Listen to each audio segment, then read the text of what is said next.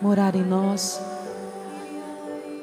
preparar meu coração. Que a palavra, ao cair no meu coração, transforme, cure, liberte. Traz para mim, Senhor, a verdade, verdade que liberta, verdade que transforma, verdade que me levanta. E agora estenda as suas mãos aqui, para o palco, e reze pelo Padre Paulo Ricardo, que falará aos nossos corações. Primeiro reze com as suas palavras, entregue, Padre.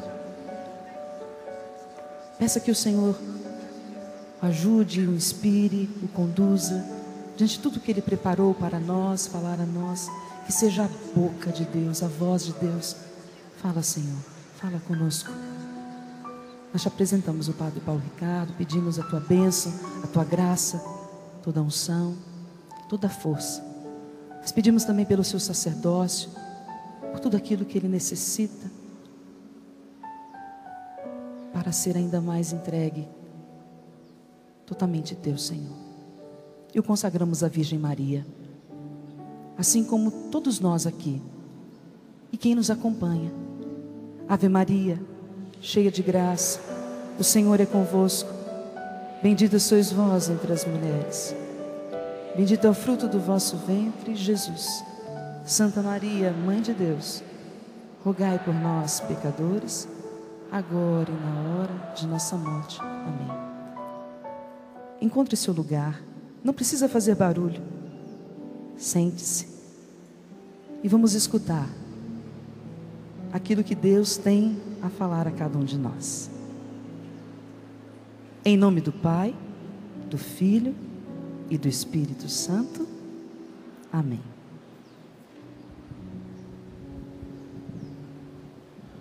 Louvado seja nosso Senhor Jesus Cristo. Vamos aplaudir a nosso Senhor.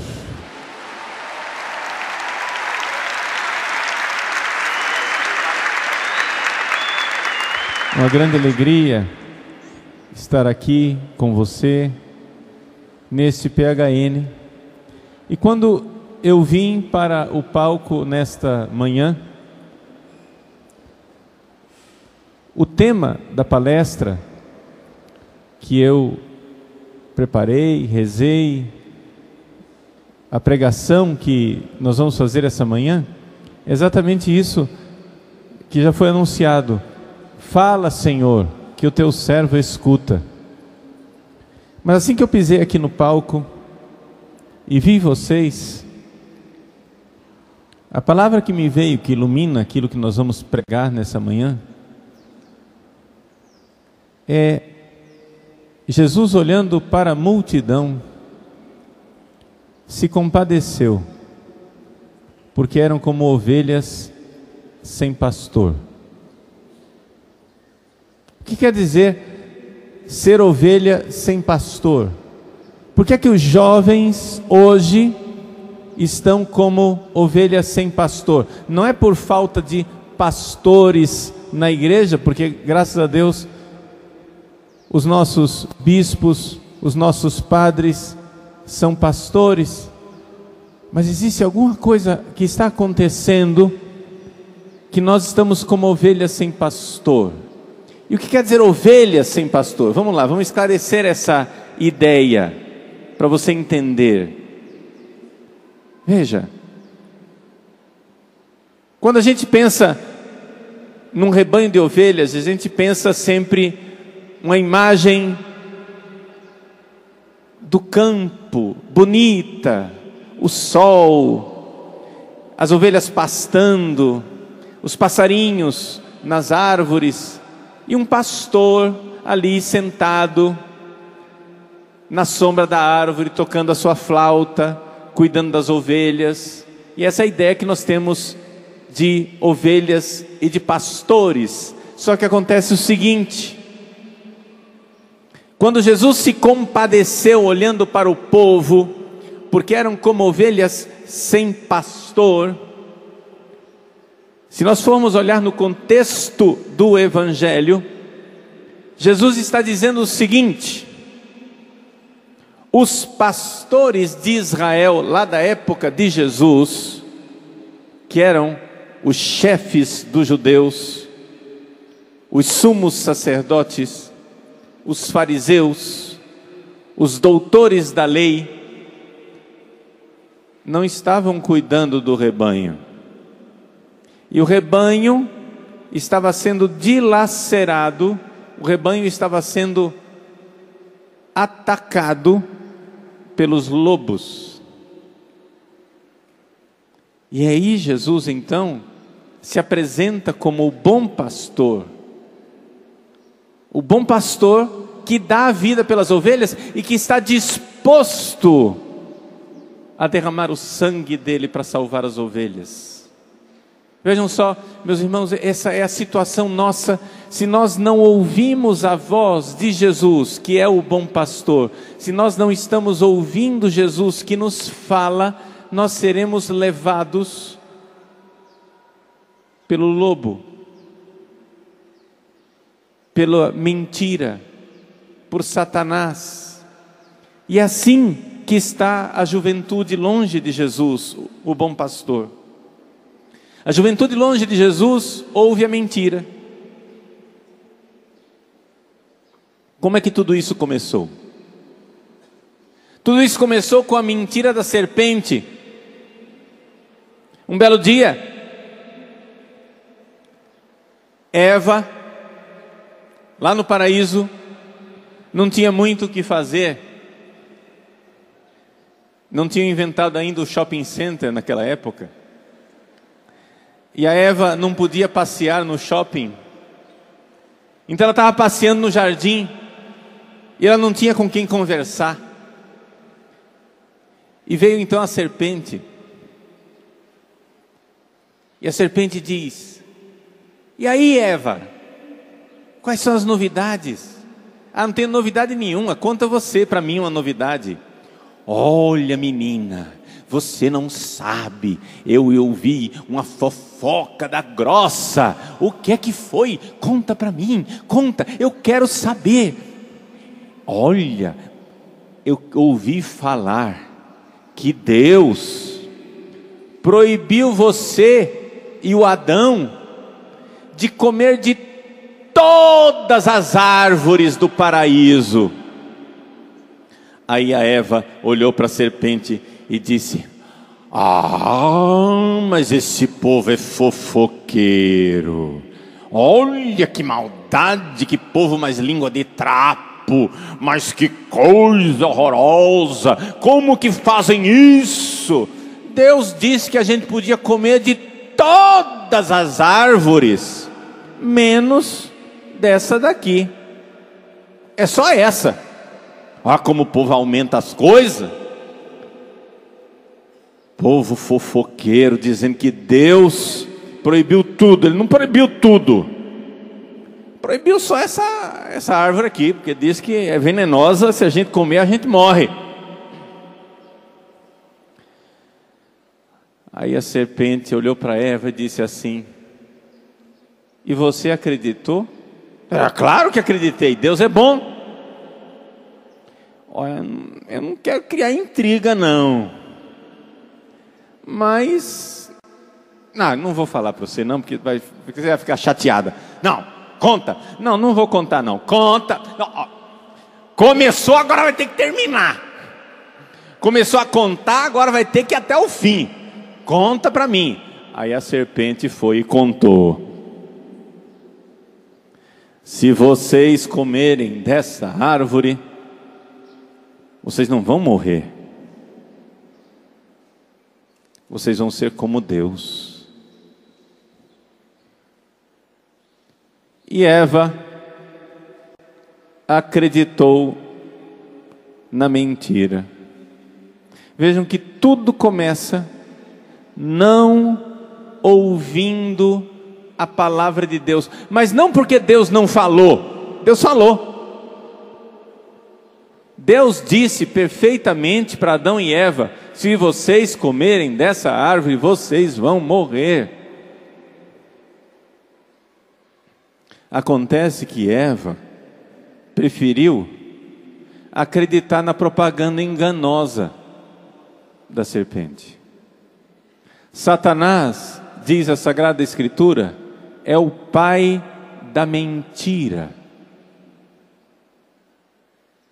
Meus queridos, quando nós deixamos de ouvir a palavra de Deus, não por culpa de Deus, porque Deus fala, mas por rebeldia nossa, nós caímos na mentira da serpente, e a serpente vai nos levando de morte em morte, de miséria em miséria, de desgraça em desgraça. Eu não preciso ilustrar isso, basta você olhar para a sua vida. A palavra de Deus disse para você: não caia no vício da droga, da bebida. Mas você prefere acreditar na mentira da serpente, você prefere acreditar nos seus companheiros, você prefere acreditar na propaganda do traficante. Não, mas imagina, são somente drogas recreativas. Uma maconhazinha não mata ninguém. Afinal das contas, pensa bem, olha só, o seu pai e a sua mãe, quando seu pai e sua mãe estão estressados, eles vão ao psiquiatra e tomam Rivotril. Olha a bula desse medicamento, olha os efeitos colaterais, olha a desgraça que é. Eu estou falando do Rivotril como um exemplo, você coloca qualquer outro medicamento, tá? Não estou fazendo nem propaganda contra nem a favor do Rivotril, só estou dando um exemplo, estou exemplificando. Olha lá os efeitos colaterais. Eles ficam estressados, eles ficam deprimidos, tristes, ansiosos, não conseguem dormir, vão ao psiquiatra e passam uma bomba de um remédio de tarja preta. Não precisa de nada disso. Você fuma o seu baseado, uma maconhazinha, custa nada, você fica de boa, não precisou pagar a consulta do psiquiatra, né?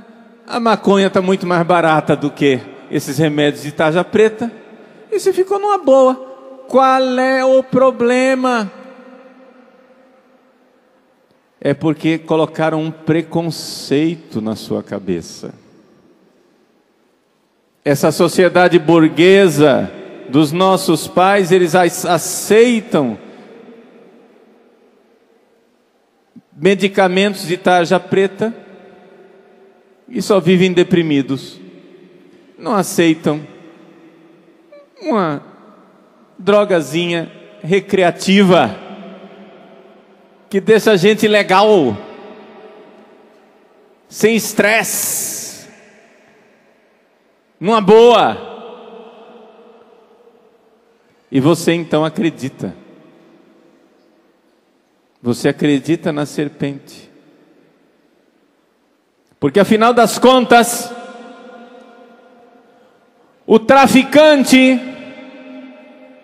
é ele que quer o seu bem. Seu pai e sua mãe não querem o seu bem. Seu pai e sua mãe que estão dizendo que você não deve consumir aquilo, são seus inimigos, entendeu? Seu pai e sua mãe não merecem confiança. Gente boa, boa praça, cara legal, que não está ganhando nada. Ele não está ganhando nada. É gente boa, meu amigão do peito. Ele até me deu umas maconhas de graça, cara. As primeiras doses ele deu legalzão de graça. Amostra grátis. Ele é amigão. Agora Jesus Cristo não é meu amigão. Jesus Cristo, que me fala para viver a sobriedade. Sede sóbrios e vigiai, porque o vosso adversário, o demônio, está ao vosso redor, procurando a quem devorar. Jesus Cristo que me diz isso, Ele é um mito, uma ideologia inventada pela Igreja Católica para manter o status quo. Jesus Cristo é um mito do passado, é uma mentira inventada por esses padres manipuladores, principalmente, né, esses padres assim, mais conservadores, mais fechados, que não são abertos ao mundo moderno. Eu não vou acreditar no que a Bíblia está dizendo. Eu não vou acreditar que Deus é meu amigo e que está dizendo: cara, pare de se maltratar, pare de se fazer mal, pare de se autodestruir. Não, amigão é o traficante, porque afinal ele não está ganhando nada com isso. Esse é amigo, entendeu? Aí você olha para as pessoas que entraram nessa onda das drogas recreativas, quando as drogas recreativas já não recreiam mais e ficaram drogas entediantes, e aí você tenta um negocinho mais, né? Mais arrojado, mais valente, mais corajoso. Vamos lá, tenta outra aqui, tenta essa balinha, vai, experimenta, e aí você vai experimentando. Quando você vai ver o resultado final, aquele jovem já não é um jovem, é um pedaço de ser humano. Claro que ele não está estressado, ele não está nem ali. O cara não está lá, ele está assim: ei, pessoal, tudo bom? Aí, ó, você está contente? Pô, meu, ó, alegria, ó. Tudo bem. Ontem eu tive uma bad trip, mas hoje eu espero ter uma viagem melhorzinha, né? Quanto é 2 mais 2? 2. Assim, inteligência, assim, uma inteligência fantástica. Ele vai ser pós-doutor em Harvard, né? Quanto é 2 mais 2? 2. 1. Depois do 1 vem o 3, o 4. Inteligente, né? Porque a droga não afeta nada a sua inteligência. Não afeta nada. Porque é só gente boa. Você não está vendo que você está sendo dilacerado, que você está sendo mordido e estraçalhado. O lobo mordeu você e está rasgando as suas carnes com a mentira, porque você é ovelha sem pastor, porque você não quer ouvir a voz do pastor. Você acha que o lobo é seu amigão, como Eva achou que a serpente era boa praça, era gente legal, era de boa.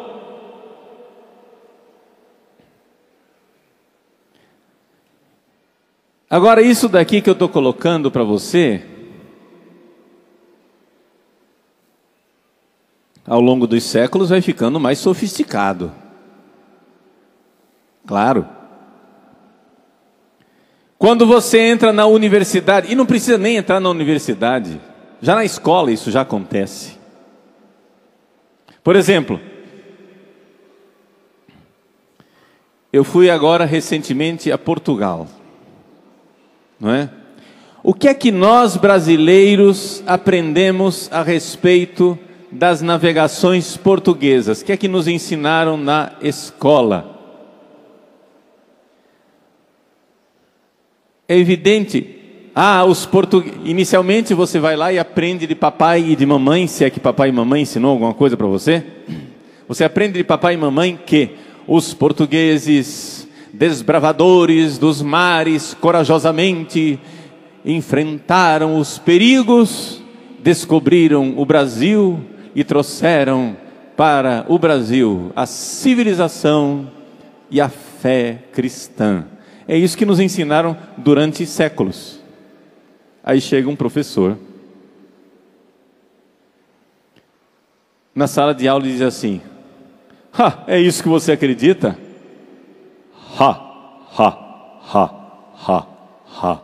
Mas você precisa ser mais crítico. A verdade, meu querido, ela não existe. Não existe verdade. O que existe é um discurso de interesse. Você tem que entender o seguinte: quem está ganhando com isso?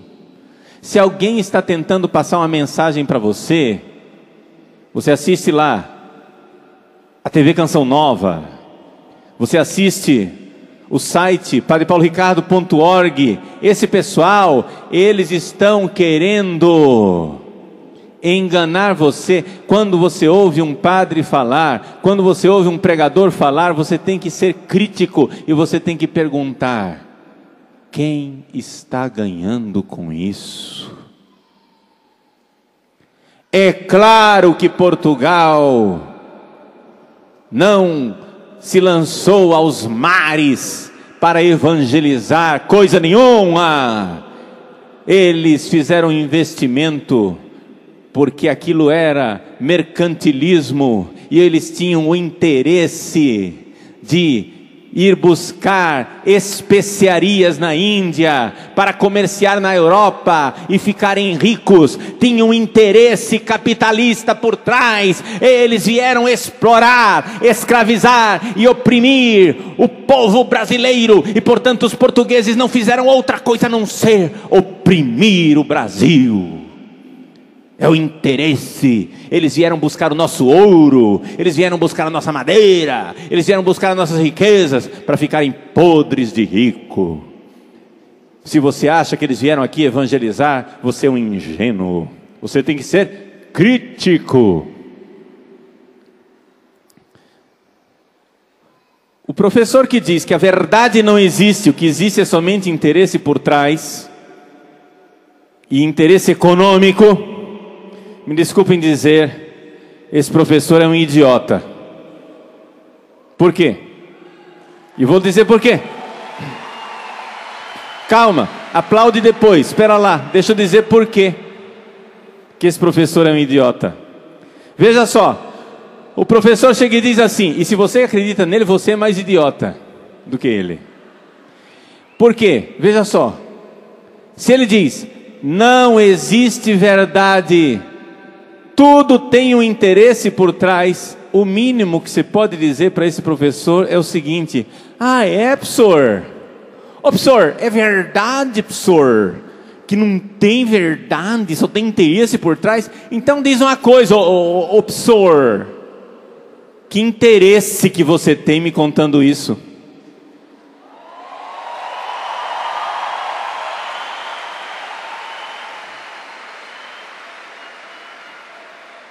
Se não existe verdade, só existe um jogo de interesses, eu quero saber, seu vagabundo, o que é que você está ganhando me contando essa lorota?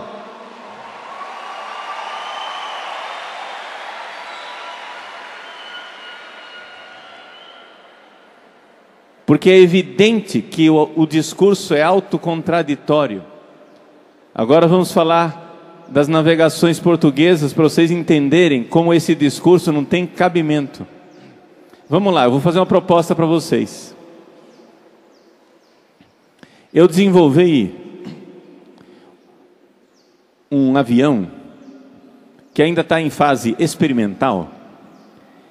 E é o seguinte, esse avião decola, ele chega no outro lado do planeta, e só que acontece que até agora, nas experiências que nós fizemos, de cada 3 aviões, um cai. Ou seja, você tem 33% de chance de que o seu avião vai cair. Então eu proponho para você embarcar no avião comigo, para a gente ir ali na China comprar canela, cravo da Índia, as especiarias. Vamos comprar seda, canela e cravo. Topa? Não vai querer embarcar? Gente, me diga uma coisa, quem é que entraria numa caravela no porto de Lisboa, sabendo que de cada 3 caravelas, uma nunca voltava? Esse era o percentual para ir buscar canela na Índia. Me desculpa, eu como a papa sem canela. Eu prefiro ficar em casa e não ter canela. Para que é que eu precisava entrar numa expedição horrorosa, passando perigos do barco afundar, perigos de enfrentar corsários, piratas, tubarões, uma desgraça, centenas e centenas de pessoas morrendo para ir buscar cravo, canela na Índia? Ah, tenha santa paciência, não precisa fazer isso. Eu chamo a Gabriela, cravo e canela, e pronto, está resolvido o problema. Não precisa eu me matar. Agora vocês vejam como nós estamos num mundo de mentiras. É evidente, os investimentos com as navegações portuguesas foram investimentos semelhantes aos investimentos da NASA, com um risco altíssimo. Por que os portugueses fizeram isso? Os portugueses fizeram isso porque eles tinham fé, meus queridos. Claro que também tinham um projeto político, e claro que também, se nesse processo desse para pegar alguma coisa que ressarcisse o investimento feito, ou seja, riquezas, é evidente que ninguém é idiota. Mas a razão de ser não foi dinheiro, porque ninguém sobe num avião com 30% de possibilidade do avião cair por causa de dinheiro nenhum nesse mundo. Os portugueses se lançaram ao mar porque eles tinham fé e sabiam que precisavam dilatar a fé e o império, como diz Camões. Por quê? Porque o reino de Portugal foi inventado por Deus para evangelizar o Brasil. Você sabia disso? Deixa eu contar para você a história do primeiro rei de Portugal. Vou contar isso e você vai dizer, mas isso não tem nada a ver, o Padre Paulo está dando aula de história. Não, não estou dando aula de história, eu estou salvando a sua alma. Espera aí que você vai entender. Espera.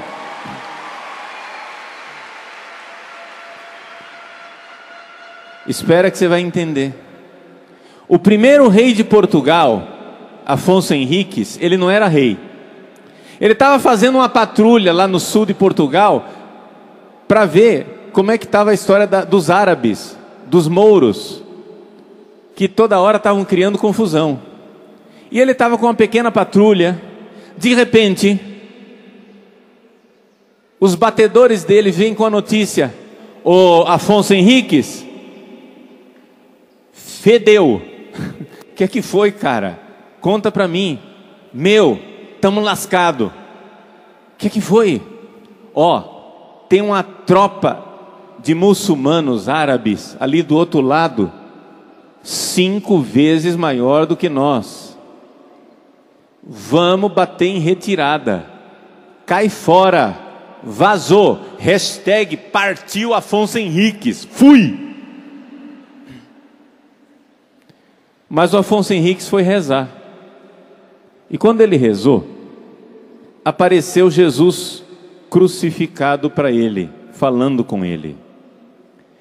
Isso é tão verdade que até hoje, no escudo de Portugal, tem o sinal das 5 chagas de Cristo. As 5 chagas de Cristo estão no escudo de Portugal por causa desta visão de Afonso Henriques, que foi o que fundou o reino português. Hoje é república, mas o reino de Portugal foi fundado por uma visão de Jesus. Afonso Henriques saiu da tenda dele, estava lá no acampamento, não era acampamento PHN, mas era acampamento. Ele saiu da barraca dele, de repente, nada mais, nada menos do que Jesus Cristo em pessoa, crucificado lá na frente dele, vivo, falando com ele. Afonso Henriques se ajoelhou e disse assim: ô Jesus, eu estou adaptando a conversa, né? Vocês estão entendendo que eu estou adaptando o português do século XII para o português PHN. Então, o Afonso Henriques chegou para Jesus e disse: ô Jesus, leva mal não, meu, tá de boa, só que é o seguinte, não precisa aparecer para mim não, cara. Por que você não aparece lá para os árabes e converte eles? Era mais produtivo, ia ser mais legal se você aparecesse para os árabes, porque eles se convertiam e não vinham contra nós, a gente não ia morrer. Aí Jesus disse para o Afonso Henriques: esquenta não, cara, fica de boa aí. É o seguinte, velho, você vai combater contra eles. Jesus, mas eles são 5 vezes mais. Não tem problema, você vai ganhar, eu garanto. E quando você ganhar, os seus soldados vão ficar tão entusiasmados que eles vão proclamar você rei. Eu sei que você tem fidelidade lá para o rei de Castela, mas faz o seguinte, por humildade e modéstia, você vai querer rejeitar. Eu estou te dizendo, estou aparecendo aqui para você para te dizer, você vai ganhar, os seus soldados vão querer que você seja rei, aceite. Porque quando você aceitar ser rei, eu vou fundar o seu reinado em bases sólidas e você vai levar o meu nome, o nome de Jesus, para povos desconhecidos. É nós na fita. Jesus pensou em você, Jesus pensou em mim. Portugal existe e foi fundado para levar a fé aos brasileiros e aos outros povos que foram evangelizados. Logo depois veio Dom Diniz, e Dom Diniz reformou a ordem dos Templários e fez a ordem de Cristo, e a ordem de Cristo depois começou a fazer as pesquisas de navegação junto com o infante Dom Henrique, e depois de muitos investimentos, o infante Dom Henrique era um dos homens mais ricos de Portugal. Quando ele morreu, ele estava endividado de tantos investimentos que ele fez, porque eles queriam levar a fé aos povos desconhecidos. E o Brasil foi descoberto quando no dia 21 de abril de 1500 o Brasil foi descoberto. Os portugueses, quando puseram os pés em nossas praias no dia 23 de abril, a primeira coisa que fizeram foi celebrar a Santa Missa, o sacrifício do Calvário. Ali começou a história de salvação de nossa pátria.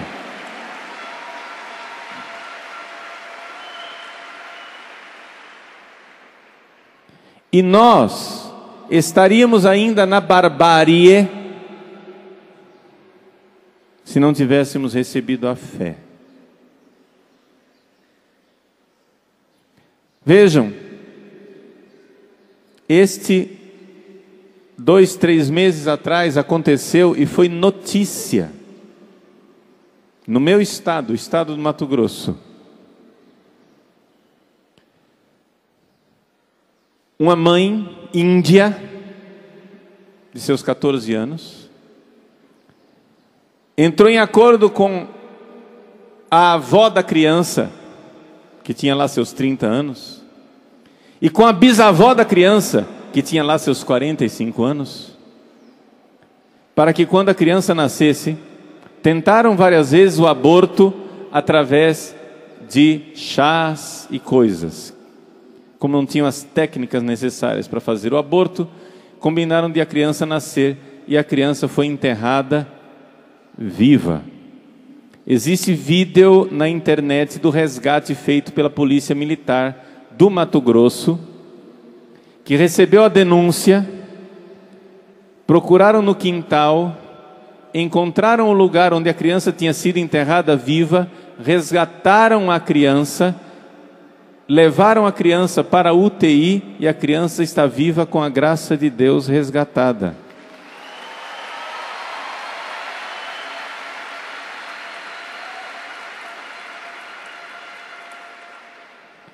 Eu não estou condenando essas mulheres indígenas. Eu estou dizendo que é desta cultura que nós fomos salvos. E é para esta cultura que nós estamos arriscando voltar. Procure na internet o vídeo da indiazinha enterrada. É impressionante. Nós ficamos revoltados de ver uma coisa daquelas. Sabe por quê? Porque a gente vê o rosto da criança. Mas o aborto não é diferente. E no entanto,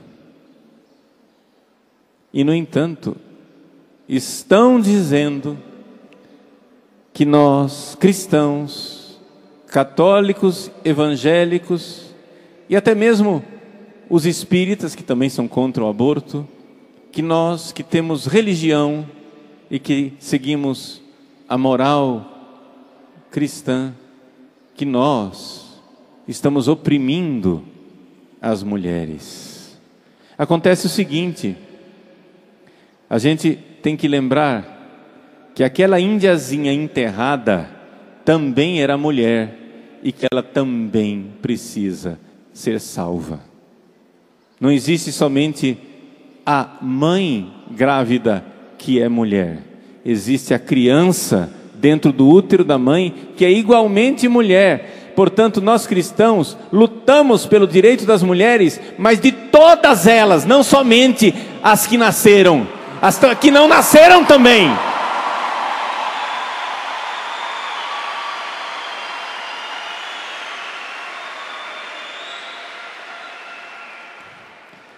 Agora a gente ouve o discurso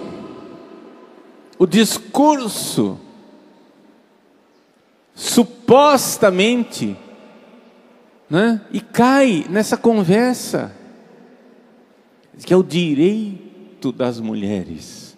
Sim, mas nós somos a favor do direito das mulheres todas, inclusive as que não nasceram. Vejam, essa é a graça de ter uma cultura cristã. E nós estamos numa democracia e queremos o direito de continuar dizendo para as pessoas a verdade, dizendo para as pessoas aquilo que todo mundo vê. Fala, Senhor, que teu servo escuta. Deus está falando, mas os servos não estão querendo escutar. Nós estamos preferindo escutar a conversa da serpente, as mentiras do lobo, e por isso somos como ovelhas sem pastor. Ao invés de escutar o catequista, ao invés de escutar o pregador que me diz a verdade do Evangelho, eu prefiro escutar o traficante. Eu prefiro escutar gente que está me levando para a destruição. Então, como é que nós podemos fazer para escutar o Evangelho? Vamos lá, vamos ser bem objetivos. Agora, precisamos amarrar o que eu estou dizendo numa coisa prática, para que você vá com uma mensagem prática. Veja só. Esses dias, eu descobri num catecismo antigo, é um catecismo lá de 1900 e bolinha, né? 1940, alguma coisa assim, escrito por um padre tcheco, chamado Padre Spirago. Tudo bem, é um catecismo antigo. Só que eu, dando uma folheada naquele catecismo, encontrei um negócio que eu fiquei assim, de boca aberta. Eu disse assim: poxa vida, por que que ninguém disse uma coisa tão óbvia? Nunca ninguém me disse isso. E nunca encontrei isso em catecismo nenhum, só encontrei isso naquele lá. Ele disse assim: o Espírito Santo está presente na humanidade inteira, porque Deus quer falar com a humanidade inteira. E as duas formas mais comuns de o Espírito Santo agir na vida da pessoa, dos pagãos, dos que nunca ouviram falar de Cristo, as duas formas mais comuns do Espírito Santo agir na vida de uma pessoa são as seguintes, 2 pontos, número 1, número 2, atenção agora que você vai se surpreender. Qual é a primeira forma do Espírito Santo a agir na vida de uma pessoa? Chama-se desgraça. Ué, como assim? Calma. E a segunda forma é a pregação do Evangelho. Se você for refletir, isso é a coisa mais verdadeira do mundo. Deixa eu explicar. Vamos pegar a parábola do filho pródigo. O filho pródigo estava numa boa. Pai, dá a parte que me cabe na herança. E ele pegou o dinheiro e saiu. E foi gastar o dinheiro dele numa rave, lá, né, com a moçada. Lá estava ele na rave, etc e tal, rolando uma droga legal, sexo livre, todo mundo muito bom, todo mundo muito legal, até que acabou o capital. Ele fez um investimento na festa, mas dinheiro e festa tem fim e tem limite. E aí, ele ficou na pior e teve que ir atrás de um emprego. Como ele não tinha se preparado para trabalhar, ele queria viver só dos rendimentos de papai, ele arranjou um subemprego cuidando de porco, passando fome, mal pago. Ele quis comer a comida dos porcos. Sabem como é o nome disso? Chama-se desgraça. No momento da desgraça, ele caiu em si e uma palavra falou dentro do coração dele: pô, cara, os empregados do meu pai estão melhor do que eu, vou voltar para casa. Vejam, o que aconteceu com o filho pródigo? Desgraça e palavra, as duas coisas. Acontece o seguinte: enquanto ele estava na festa, enquanto ele estava na rave, enquanto ele estava nas drogas, enquanto estava nas meninas, enquanto estava no prazer, ele não ouvia a palavra de Deus. Deus está no seu coração querendo falar, mas acontece o seguinte: a humanidade não presta atenção. Por quê? Porque o barulho da rave está muito alto. Deus é uma brisa. Hoje é dia de Santo Elias, o profeta. Deus se revelou a Elias numa brisa suave. Deus não estava no terremoto, Deus não estava no furacão, Deus não estava na tempestade, Deus não estava na rave, Deus não estava no barulhão, Deus não estava no trio elétrico, Deus não estava no carnaval, Deus estava num sussurro. Mas se você está com a caixa de som, com milhares de decibéis no seu ouvido, onde até as paredes tremem de tão alto que é o negócio, você não vai ouvir Deus. Porque Deus está sussurrando e dizendo: filho, volta para casa, para com isso, eu te amo, volta para casa. Deus não vai gritar, Ele vai sussurrar, e você só vai prestar atenção na voz dEle quando a desgraça acontecer da caixa de som queimar, quando acabar a energia e fizer silêncio. O Espírito Santo age na vida das pessoas permitindo desgraças. Deus não manda desgraça, mas Ele permite. O filho pródigo, não foi Deus que gastou o dinheiro dele, foi ele que fez a desgraça de consumir toda a herança do seu pai. O filho pródigo, ele mesmo fez a sua desgraça. Só que o Espírito Santo permite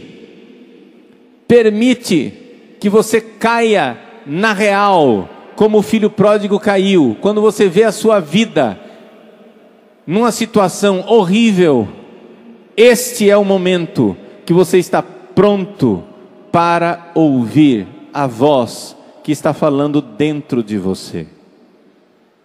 Eu sei que tem um padre careca no palco falando coisas muito incômodas para você ouvir, mas isso está incomodando não porque eu estou falando, mas é porque eu estou fazendo você ouvir a voz dele que sussurra aí no seu coração. Você sabe disso.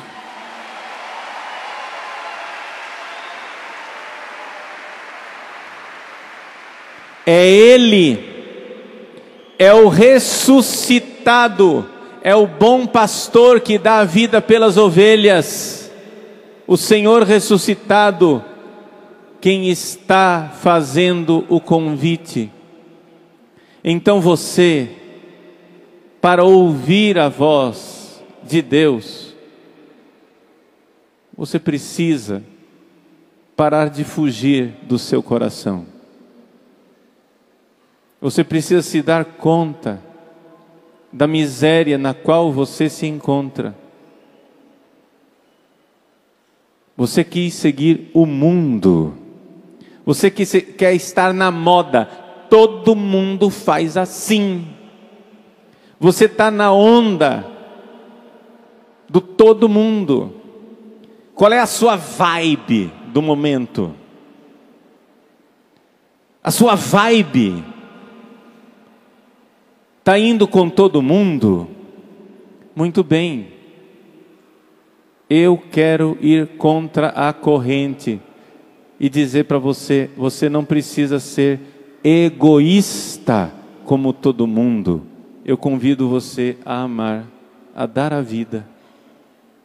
Ouça Deus que está falando no seu coração. Deus é amor. E exatamente porque Ele é amor, não dá para você ficar assim. Tem gente que não entende a mensagem do Deus de amor e de misericórdia. Tem gente que fala assim: ah, Deus é amor, Deus é misericórdia, tá de boa, Deus vai perdoar tudo, eu posso aprontar, eu posso fazer, eu posso acontecer, porque Deus vai me perdoar. Mas você não vê que não tem cabimento a pregação a respeito de um Deus de amor gerar um egoísta safado como você? Se Deus é amor, e é verdade, Deus é amor, amém? Deus é amor, amém? Deus é misericórdia, amém? Então, você, para ser filho dele, precisa amar e renunciar a esse egoísmo. Ele está convidando você, ele está dizendo: mude de vida. E cuidado, o contrário do amor não é necessariamente o ódio, que você diz assim: ah, eu amo, eu não odeio ninguém. Claro, né? Maconhado do jeito que você está até atordoado, não vai odiar ninguém. O contrário do amor, muitas vezes, é usar e jogar fora. Você usa as pessoas e joga fora. As pessoas usam você e jogam fora. Você não tem aliança de amor com ninguém. Amor, deixa eu dizer para você o que é amor. Amor é uma aliança de sangue que diz: está doendo, mas eu não desisto de você. É isso que Jesus fez conosco. Olhe para a cruz de Cristo. Ele está dizendo: este é o sangue da nova e eterna aliança. Ele está dizendo: está doendo, eu estou sofrendo, mas eu vou até o fim, eu não desisto de você.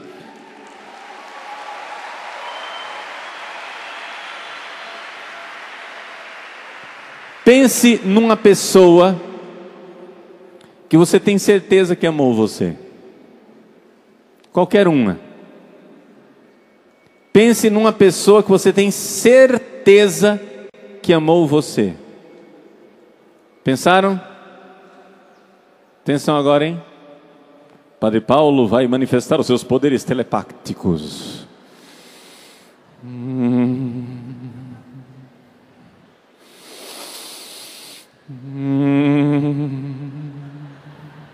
Eu vou adivinhar. Atenção, atenção, atenção. Pensa numa pessoa que você tem certeza que amou você. Vai, pensa, pensa, pensa. Pensa no nome dela, vai, vai, vai. Pensa.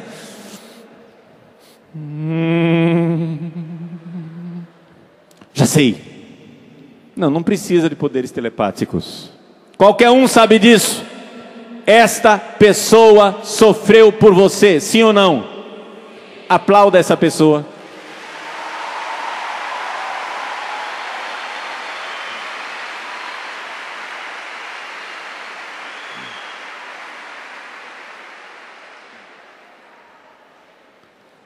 Só que o que acontece é o seguinte: você não quer sofrer por ninguém. Deixa eu dizer para você, se você não quer sofrer por ninguém, você não quer amar ninguém. Você vai morrer sozinho com as suas feridas e as suas carências infantis e imaturas. Só ama quem faz uma aliança de amor. Só ama de verdade quem diz: está doendo, mas eu não desisto de você.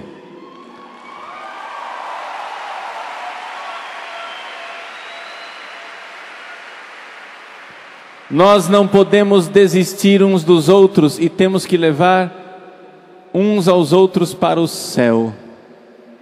Nós precisamos nos ajudar a ir para o céu. Esse é o nosso caminho. Nós precisamos derramar o sangue para levar aquelas pessoas que nós amamos para o céu. Essa é a nossa vocação. Jesus olhou para aquela multidão e viu que eram como ovelhas sem pastor, sendo agarradas e dilaceradas pelo lobo do egoísmo, da morte, da destruição. Jesus olha para você e vê que você é ovelha sem pastor porque não está ouvindo a voz de Jesus. Você está se machucando, você está se fazendo mal. Eu sei que as palavras que eu pronunciei hoje podem ter doído em você, porque você está vendo a miséria da sua vida. Quem sabe você está fazendo sexo fora do casamento. Quem sabe você até já praticou aborto. Quem sabe você está usando drogas recreativas. Ou quem sabe o recreio já acabou e você já está em drogas mais pesadas.